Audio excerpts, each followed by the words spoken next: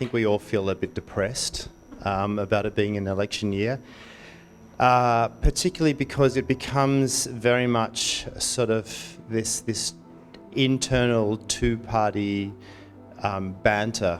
How do you undo a lot of the vitriol that has been built up for so many years, and as I like to put it, the bullshit? Can we do without the system of having political parties at all? How would that world look like? How would politics work out without the party system?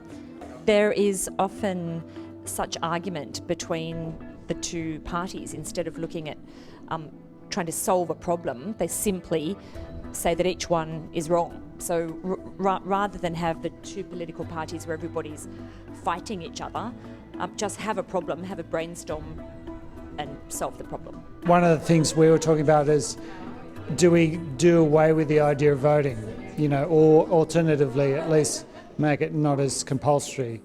The idea being that instead of people having to vote, they would need to inspire people to vote, and it might create a more aspirational conversation. So my suggestion to improve the quality and tone of our elections is to ban political parties from using paid actors in their advertising. Perhaps if politicians were more interesting, people might be more interested, and that would lift the whole tone of the whole thing.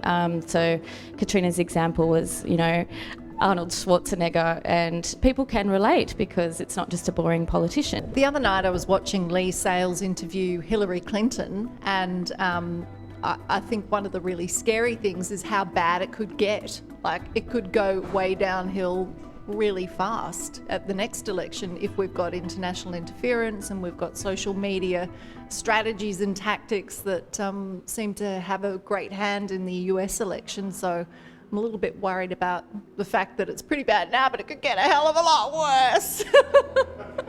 I would say yes, it is going to get worse because of the advent of social media and how people are, that's the way they get their news.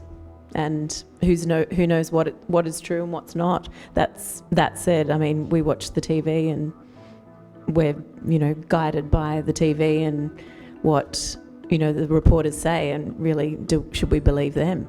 The thing is, with social media these days, that you cannot control the source of that information. So I think what we're going to be seeing more and more, and it's super important, is the rise of curation. So you'll find curated sources, curated news feeds, curated social media feeds, where you will trust the curation. We've always had propaganda, so this comes back to brand and what brands we trust, which is why it's really important to have brands like the ABC or the BBC, which are publicly funded organisations which people trust. I'm not so sure about the ability to try and change people's minds with Facebook ads. So yeah, I sort of think I'm not so worried, because I think people's minds are harder to change than they think, and yeah. From the scene of action, cameramen televise events which you may see in your own home. You must, in addition, develop a high degree of coordination between hand and mind.